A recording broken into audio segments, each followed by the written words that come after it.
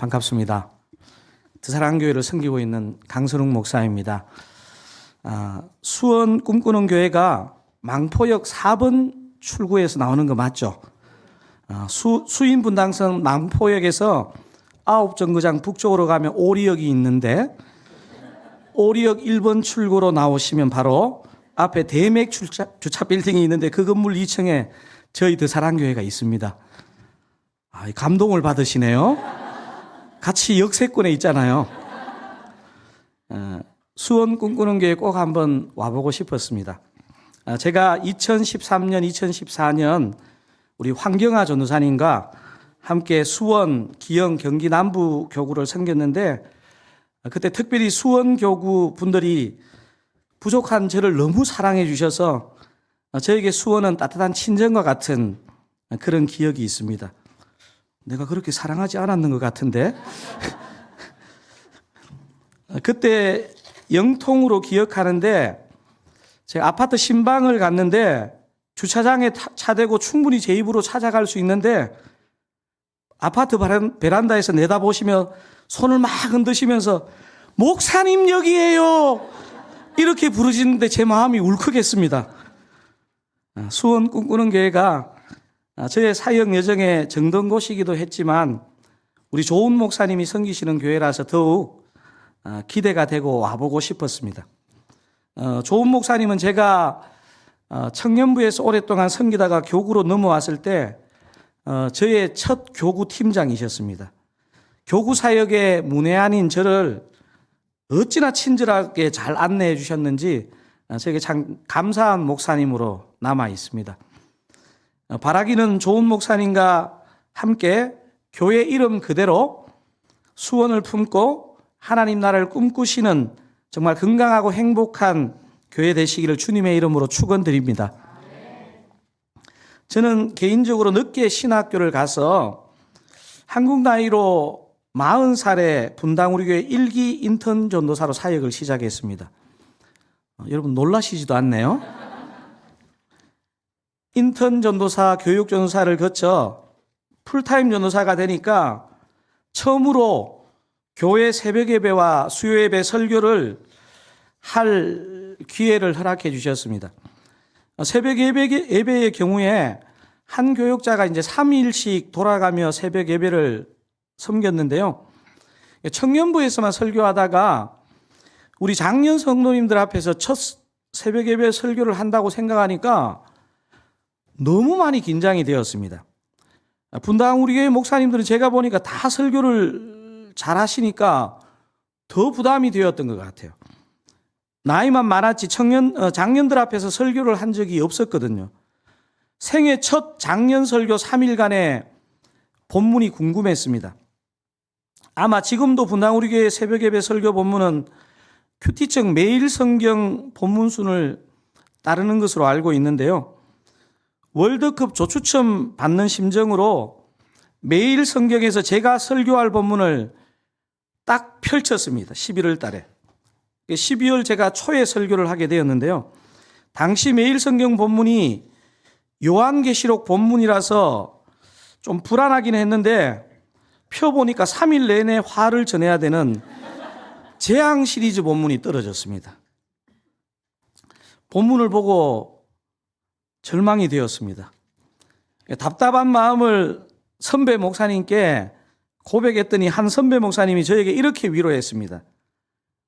당시 제가 전도사였거든요. 강전도사님 그래도 요한계시록은 괜찮아요.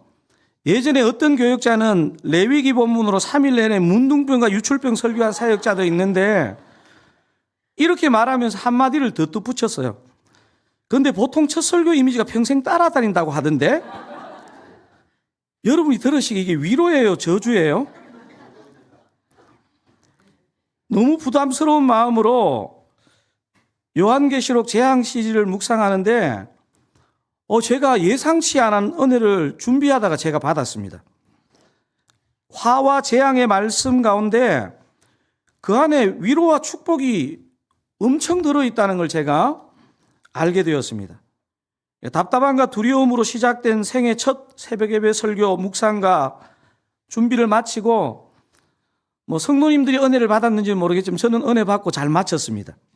새벽 예배가 끝나자마자 그 선배 목사님을 찾아가서 이렇게 고백했습니다. 목사님, 3일간 화를 전해야 한다는 부담이 처음에 제게 있었는데 설교 준비하면서 화 가운데 위로의 메시지를 발견하고 제가 은혜 엄청 많이 받았습니다. 이렇게 얘기했더니 그 선배 목사님이 저에게 아래 위로 훑어보더니 이렇게 말했습니다. 설교자가 본문대로 온전히 화를 전해야지 위로로 물을 타면 되나요? 제가 내게서 떠나갈지어다 이렇게 속으로 외치고 싶은데 속으로만 외쳤습니다. 그리고 얼마 안 돼요. 그 목사님은 진짜 미국으로 떠나가셨고 지금은 미국에서 돌아오고 있지 않고 있습니다. 그 설교가 계기가 되어서 제가 개인적으로 요한계시록을 사랑하게 되었습니다. 많은 성도님들이 요한계시록에 대한 오해들이 좀 있는 것 같아요. 대표적인 오해가 뭐냐 하면요, 이 계시록은 너무 어려운 책이다. 그래서 우리같이 평범한 사람이 풀 수 없고 어떤 특정한 사람들이 이걸 풀 수 있다는 그런 오해입니다. 여러분 한번 생각해 보십시오. 특정한 사람들만이 풀 수 있는 성경을 하나님이 우리에게 주셨을 리가 없지 않겠습니까? 그러니까 특정한 사람만이 풀 수 있는 책이라고 하면서 이 책의 해석을 두려움으로 몰고 갑니다. 사실 제가 보니까 이런 방식은 영적인 가스라이팅입니다. 전문 용어를 사용해서 죄송합니다.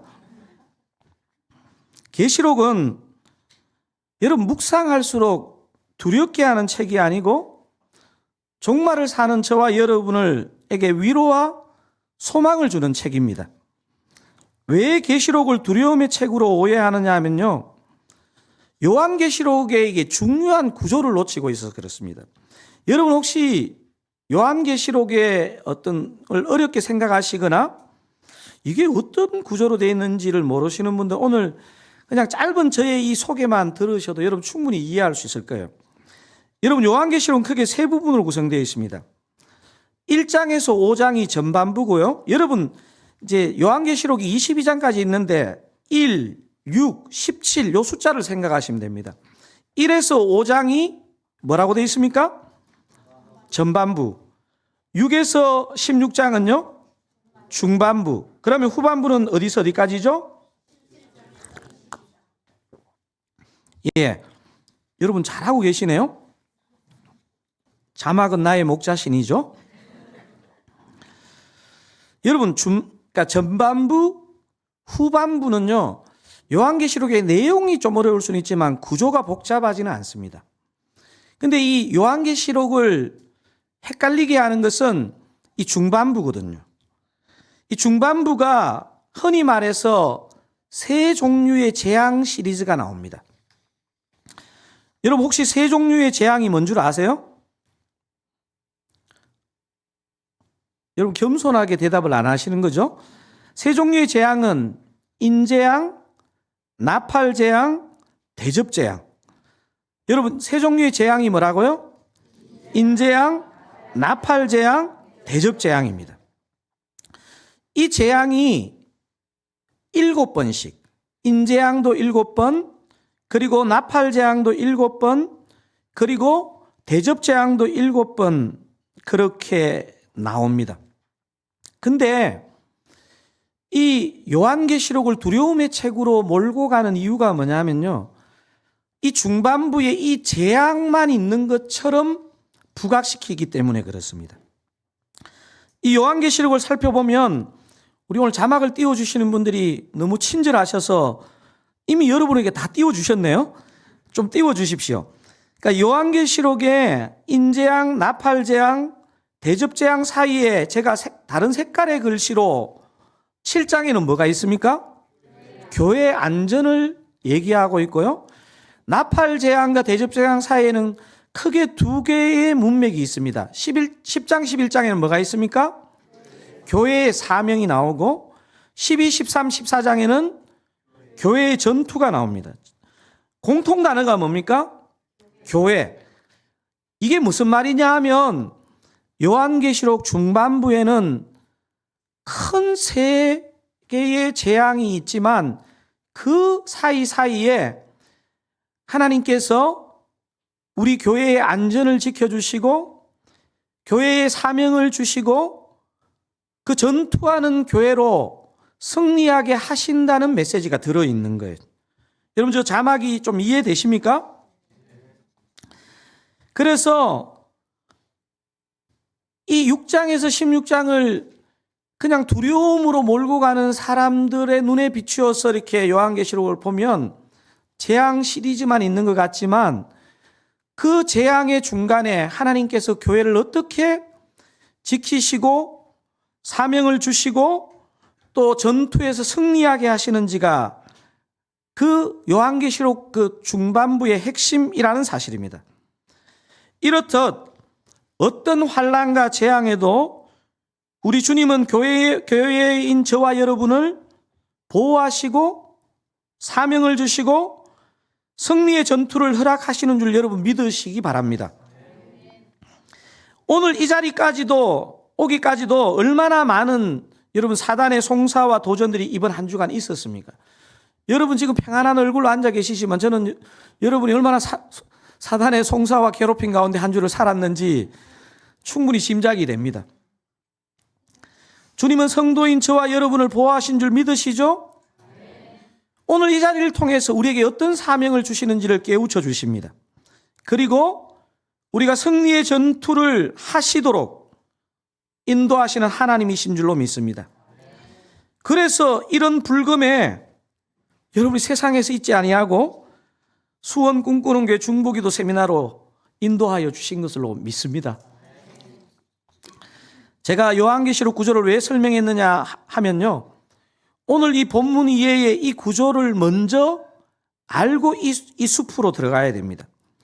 오늘 본문 요한계시록 8장에 여러분 읽었던 이 본문의 뒷부분에는 4번의 나팔 재앙이 나오고 이 본문 다음 장인 9장에는 3번의 나팔 재앙이 나옵니다. 여러분 한번 퀴즈 내볼까요? 3종류의 재앙이 뭐라 그랬죠? 인재앙, 나팔 재앙. 수원 꿈꾸는 교회는 다들 머리가 좋으신 것 같아요. 제가 한 번밖에 지금 얘기 안 했는데, 자, 4번의 나팔 재앙을 한번 확인해 보겠습니다. 자, 오늘 본문 7절부터 마지막 13절까지가 4번의 나팔 재앙입니다. 여러분, 그래서 이 인재앙도 그렇고 나팔 재앙도 그렇고 한꺼번에 다 7개가 확 나오지 않습니다. 묶음으로 나오는데요. 제가 7절, 여러분이 8절. 그래서 마지막 13절은 같이 한번 읽어보겠습니다. 제가 7절 읽겠습니다. 첫째 천사가 나팔을 부니 피 섞인 우박과 불이 나와서 땅에 쏟아짐에 땅의 3분의 1이 타버리고 수목의 3분의 1도 다 타버렸더라. 제가 잘못 읽었나요? 타버리고 각종 푸른 풀도 타버렸더라. 자, 여러분 8절 읽겠습니다. 둘째 천사가 나팔을 부니 불붙는 큰 산과 같은 것이 바다에 던져짐에 바다의 3분의 1이 피가 되고 바다 가운데 그렇습니까? 근데 여러분 왜 제 거를 읽으세요? 이렇게 성경을 사랑하세요? 예, 제가 9절을 맞아 읽고 여러분 10절 읽겠습니다. 배들의 3분의 1이 깨지더라. 여러분 10절요. 셋째 천사가 나팔을 부니 횃불같이 타는 큰 별이 하늘에서 떨어져 강들의 3분의 1과 여러 물샘에 떨어지니 이 별 이름은 쓴쑥이라. 물의 3분의 1이 쓴쑥이 되매 그 물이 쓴물이 되므로 많은 사람이 죽더라. 넷째 천사가 나팔을 부니 해 3분의 1과 달 3분의 1과 별들의 3분의 1이 타격을 받아 그 3분의 1이 어두워지니 13절 같이 읽겠습니다. 3분의 1은 비추임이 없고 밤도 그러하더라. 내가 또 보고 들으니 공중에 날아가는 독수리가 큰 소리로 이르되 땅에 사는 자들에게 화가 있으리니 이는 새 천사들이 불어야 할 나팔 소리가 남아있음이로다 하더라. 아멘. 여러분이 잘못 읽은 게 아니고 제가 난장판을 만들고 있네요 지금. 4번의 나팔 재앙으로 강, 바다, 강, 천체의 각 3분의 1씩이 아주 심각한 데미지를 입는다는 얘기를 지금 하고 있습니다. 그러니까 온 지구에 3분의 1이 데미지를 입는 이 재앙들이 여러분 무엇을 가리킬까요? 그러니까 많은 성경학자들은 이 재앙들이 인간의 탐욕으로 인한 환경오염, 환경 파괴라는 데는 상당히 동의점을 갖고 있는 것 같습니다. 환경 파괴로 인한 이상기후 현상을 이제 우리는 어렵지 않게 접하고 있습니다. 여러분, 동해안에 한류성 어류가 급감하고 난류성 어류가 넘쳐난다는 얘기는 뉴스를 통해서 많이 봤을 겁니다. 원래 추운 곳이 막 따뜻한 날이 계속되고 원래 따뜻한 곳에 한파가 몰려오기도 합니다. 오늘 본문의 표현처럼 우리는 이미 자연의 3분의 1이 파괴된 시대에 이미 돌입했는지도 모릅니다. 크리스찬으로서 우리는 할 수만 있으면 환경 파괴를 막는 데 힘을 쏟아야 합니다. 나팔 재앙으로 이미 환경 파괴가 시작되었는데 우리가 환경 보호한들 무슨 소용이 있을까 하고 더 파괴시키면 안 됩니다. 그죠? 예수 믿는 우리가 할 수 있는 대로 환경을 더 보호할 책임이 있다고 저는 생각됩니다. 이런 원리와 비슷합니다. 마라나타, 주 예수여 어서 오시옵소서 이렇게 우리가 기도했다고 해서 안 피우던 담배를 피우면 될까요? 마라나타, 주 예수여 어서 오시옵소서 이렇게 기도하고도 우리는 열심히 걷고 뛰고 막 합니다. 그죠? 여러분, 사실 주님이 다시 오심을 우리가 간절히 기도하지만 우리는 또 우리의 건강을 지켜나가는 거죠. 이 둘을 함께 하는 것이 전혀 이상하지 않고 오히려 그것이 건전하고 건강한 신앙이라고 할 수 있습니다. 자, 파괴되는 환경을 크리스찬으로 잘 보호하는 것도 중요하지만 오늘 본문은 이 재앙들을 소개하기 전에 이 재앙들의 이 내용에 관한 것을 8장의 후반부에 설명하기 전에 중요한 언급을 4절에서 시작합니다. 여러분 4절 같이 한번 읽어볼까요? 향연이 성도의 기도와 함께 천사의 손으로부터 하나님 앞으로 올라가는지라. 향연이 뭐죠? 향연? 향의 연기. 향의 연기가 우리 성도의 기도와 함께 어디에서 어디로요? 천사의 손으로부터 하나님 앞으로 올라가는 광경을 사도 요한이 목격하고 이걸 기록하고 있습니다. 여러분, 나팔 재앙이 발생하기 전에 지금 무슨 얘기를 하고 있습니까? 성도의 기도를 얘기하고 있습니다. 여러분, 이 순서가 되게 중요합니다. 우리는 자꾸 이 재앙에 자꾸 초점이 가거든요. 막 지구가 흔들리는 이런 거. 여러분, 오늘 이 본문은 요한계시록 8장이 기도에 관해서 중요한 2가지 메시지를 말해주는데 첫 번째 메시지는 뭐냐면요. 뭘까요? 환난을 이기는 열쇠는 뭐라고요? 성도의 기도라는 것입니다.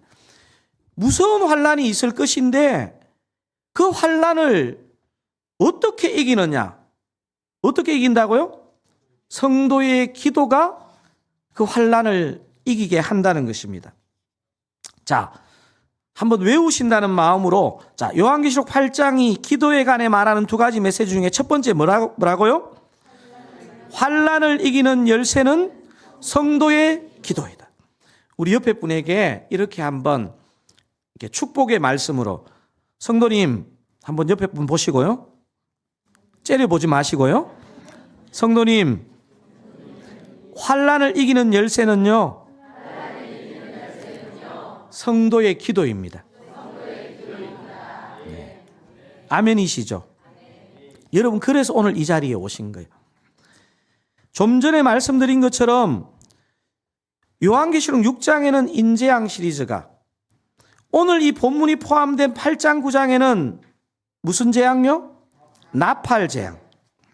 15장 16장에는 대접 재앙 시리즈가 나옵니다. 여러분, 우리가 이게 어떤 현상으로 나타날지는 다 모르겠지만 이 세 재앙 시리즈는요, 강도가 비슷하지 않습니다. 점점 세지는 특징이 있습니다. 인재앙보다는 나팔재앙이, 나팔재앙보다는 대접재앙이 더 강하게 성도들을 압박해 올 것입니다.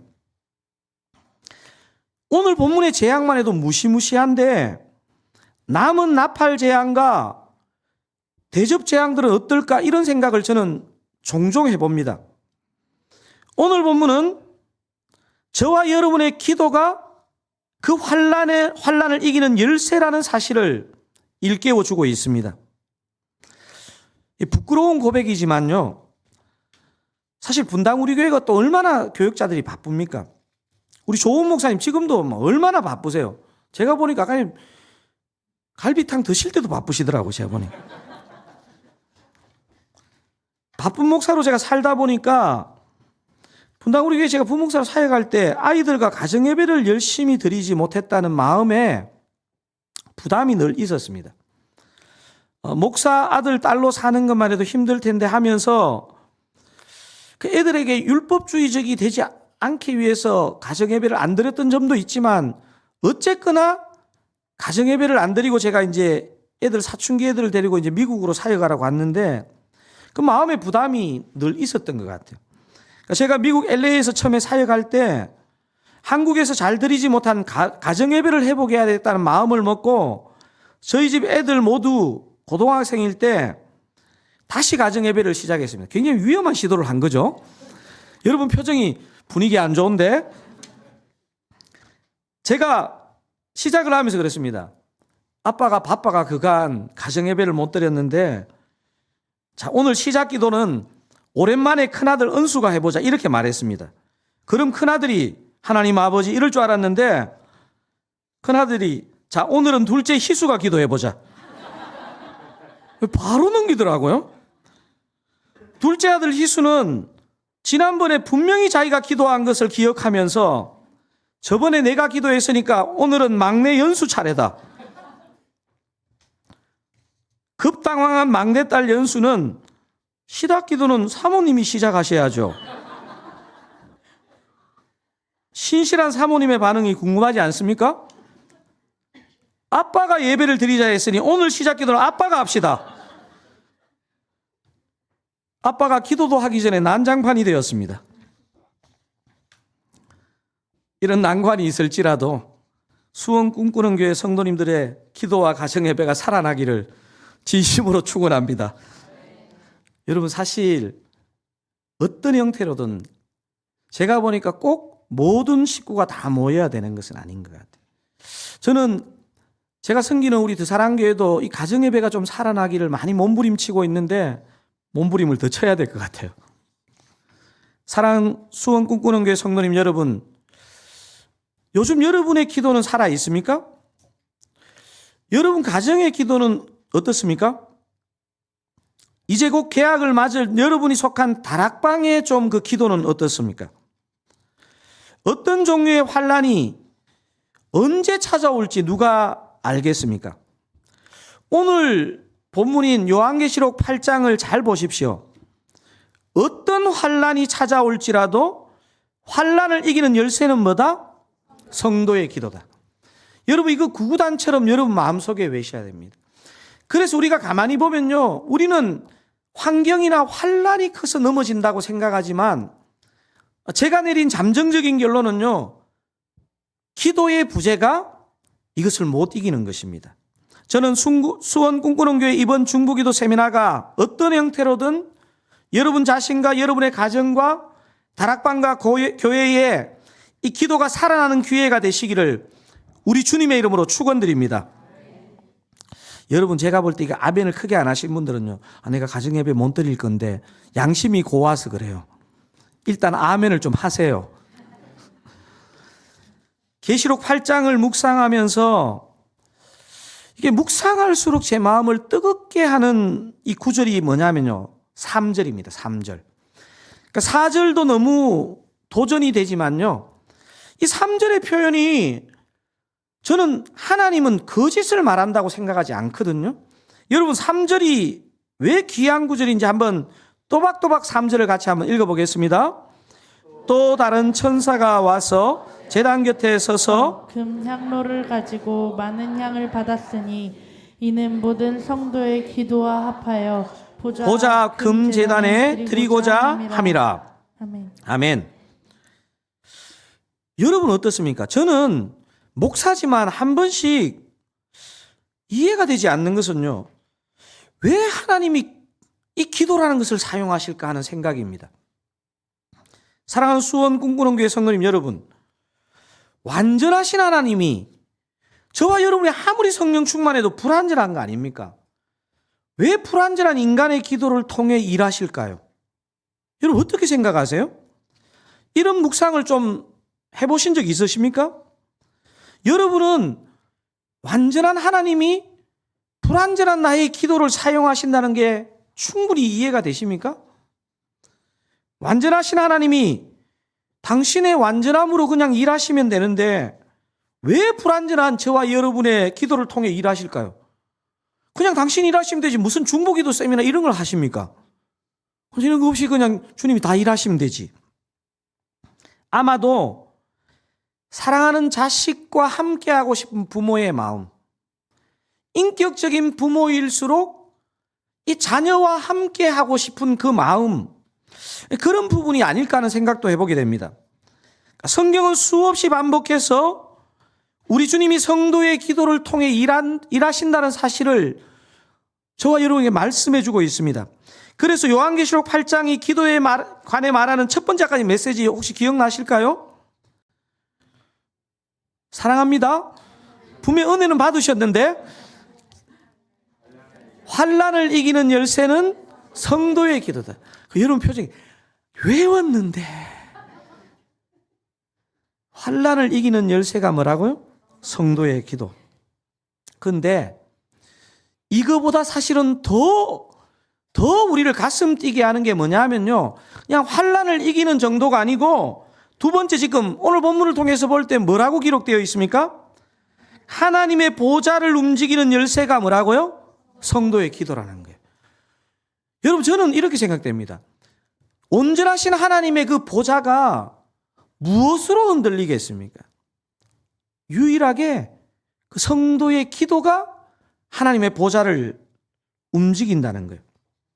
우리는 종종 어렵게 살다 보면 우리가 하는 기도도 있는 경우가 있습니다. 저도 있습니다.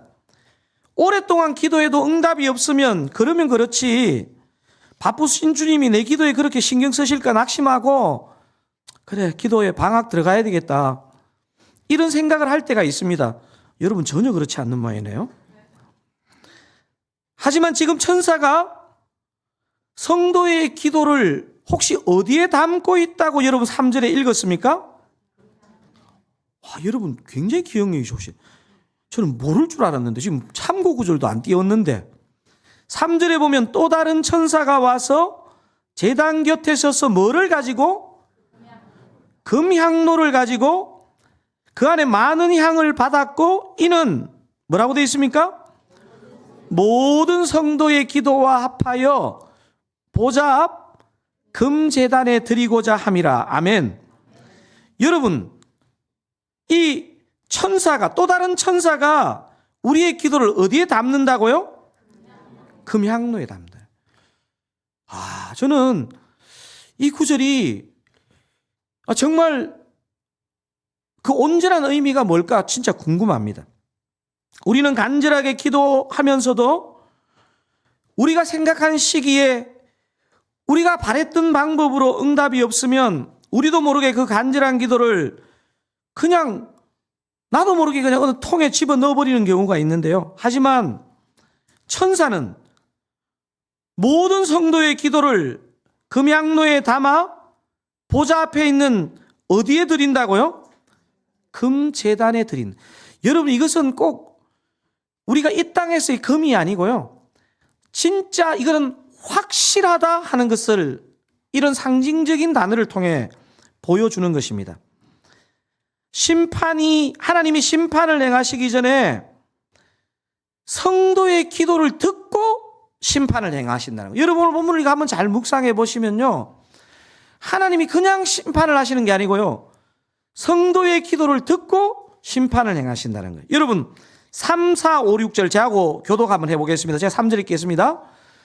또 다른 천사가 와서 제단 곁에 서서 금향로를 가지고 많은 향을 받았으니 이는 모든 성도의 기도와 합하여 보좌 앞 금제단에 드리고자 함이라. 여러분 4절 읽겠습니다. 향연이 성도의 기도와 함께 천사의 손으로부터 하나님 앞으로 올라가는지라. 천사가 향로를 가지고 제단의 불을 담아다가 땅에 쏟음에 우레와 음성과 번개와 지진이 나더라. 7 나팔을 가진 7 천사가 나팔 불기를 준비하더라. 여러분 지금 이게 3, 4절과 5, 6절의 이 흐름이 이해가 되십니까? 천사가 제단에 불을 쏟고 재앙을 알리는 나팔을 불기 전에 무슨 일이 먼저 일어났습니까? 또 다른 천사가 성도의 기도를 어디에 담아서? 금향로에 담아서 하나님 앞에 드리고, 그리고 나서야 심판이 진행된다는 겁니다. 여러분 사실 우리가 이것을 알게 될 때 우리의 삶이 뭐 하나님 뜻대로 되겠지 이게 아니고요, 우리의 기도가 얼마나 중요하다는 것을 이 성경은 이 마지막 책이 우리에게 보여주고 있는 것입니다.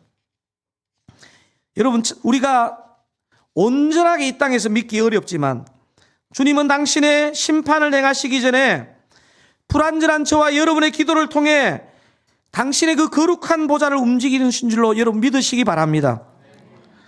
불완전한 인간인 우리의 기도를 천사가 금향로에 담아서 하나님 보좌 앞에 있는 금제단으로 올린다는 이것이 있잖아요. 여러분 저와 여러분의 영혼에 선명하게 새겨지기를 바랍니다. 그리고 완전하신 하나님이 불완전한 우리의 기도지만 당신의 보좌를 움직이는 능력이 있다고 인준해 주시는 것입니다. 사랑하는 수원 꿈꾸는 교회 성도 여러분, 우리는 오늘도 불완전하고 흔들릴 수 있지만 그럼에도 불구하고 저와 여러분의 믿음의 기도를 통해서 주님이 역사하시는 줄로 믿으시기 바랍니다. 여러분 개인이 눈물로 드리는 기도, 특별히 여러분 교회 공동체가 드리는 사랑의 기도가 하나님 보좌를 흔든다는 놀라운 사실을 여러분 잊지 마시기 바랍니다. 여러분 그래서 교회의 모든 사역이 중요하겠지만요, 여러분 중보기도 사역은요 원 오브 댐이 아닙니다. 어떻게 보면요 사역 그 자체보다 더 중요한 것입니다. 혹시 이런저런 요인들로 여러분 개인의 기도가 혹시 중단되었습니까? 오늘 이 시간을 다시 시작으로 주님 앞에 엎드리시는 여러분 되시기 바랍니다. 혹시 여러분 교회 공동체 가운데 사역 가운데 중보 기도가 약했습니까? 사역도 열심히 해야 하지만 그 사역에 열심을 내는 것 이상으로, 아니 먼저 중보하시는 여러분 되시기를 주님의 이름으로 축원드립니다. 제가 2006년에 총신대 신학대학원에 입학했습니다. 그때 나이가 제가 이제 39이었는데요. 총신 신대원은 3월 입학식을 하기 전에 1월달 한 달 헬라어, 2월달 한 달 히브리어 동계의학 강좌를 합니다. 왜냐하면 이제 성경의 원어를 배우고 이제 신학을 공부해야 된다고 해서. 제가 학부에서 신학을 한 사람이 아니기 때문에 여러분 한 달 만에 헬라어를 어떻게 뗍니까? 또 한 달 만에 히브리어를 어떻게 뗍니까? 그때 이제 가족들과 떨어져서 기숙사에서 생활하면서 하루 일과가 심플했습니다. 밥 먹고 헬라어 수업 듣고 자습하고 퀴즈 보고, 또 자고 일어나면 밥 먹고 헬라어 수업 듣고 자습하고 퀴즈 보고, 이 생활의 반복이었습니다. 동계의학 강좌 때 제 기숙사 룸메이트가 누구였냐면, 이 친구는 제가 볼 때 천재예요. 학사, 석사, 박사를 카이스트에서 20대에 마치고 포스코 연구소에서 연구원으로 근무하다가 곧 2006년에 저하고 같이 신학교에 들어오게 된 제 고향교회 2년 후배였습니다. 여러분 20대 때 카이스트 박사 받았다는데도 놀라시지도 않고, 그래 20대는 다 받아야지. 이 후배가 제하고 방을 같이 있으면서 이제 헬라어 같이 듣고 이 수업을 듣는 어느 날 제게 이런 제안을 했습니다. 형님, 헬라어도 중요하지만 우리가 늦게 신학교 왔는데 그 친구도 저보다 2살 적으니까 37에 온 거예요. 저는 39살에 갔고. 우리가 늦게 신학교 왔는데 기도를 좀 해야 하지 않겠어요? 저는 이 친구가 공부만 열심히 한 줄 알았는데 너무 귀한 제안을 해가지고 제가 마음에 은혜를 받았어요. 여러분, 우리나라 최초의 교회인 소래교회를 한옥교회인데요. 복원한 소래교회가 총신대 신학대학원의 그 산자락에 있거든요. 여러분, 한국의 1월이 얼마나 춥습니까? 난방도 되지 않는 한옥집으로 된 소래교회. 이 교회의 놀라움이 뭐냐면 교회 안의 온도나 밖의 온도가 차이가 없어요. 겨울 되면. 놀라운 집이에요. 제가 보니까. 그 후배가 동계의학 강좌만 받고 맞춰서는 안 되겠다는 그 절박한 마음으로 귀한 제안을 했는데, 그리고 우리가 둘이가 추운 겨울이지만 소래교회에서 부르짖으며 기도해보자고 이렇게 의기투합을 한 거예요. 그 후배와 같이 이제 그 다음날 새벽에 가보니까 기도가 저절로 터져요. 왜냐하면 추워가지고 기도 안 하고는 못 살아요. 너무 춥고 어두워서 영은 막 깨어나는데 육이 병 들어가는 것 같아요. 저는 진짜 그때 놀랐어요. 밖의 온도나 안의 온도가 너무 비슷해가지고 이럴 수가 있나.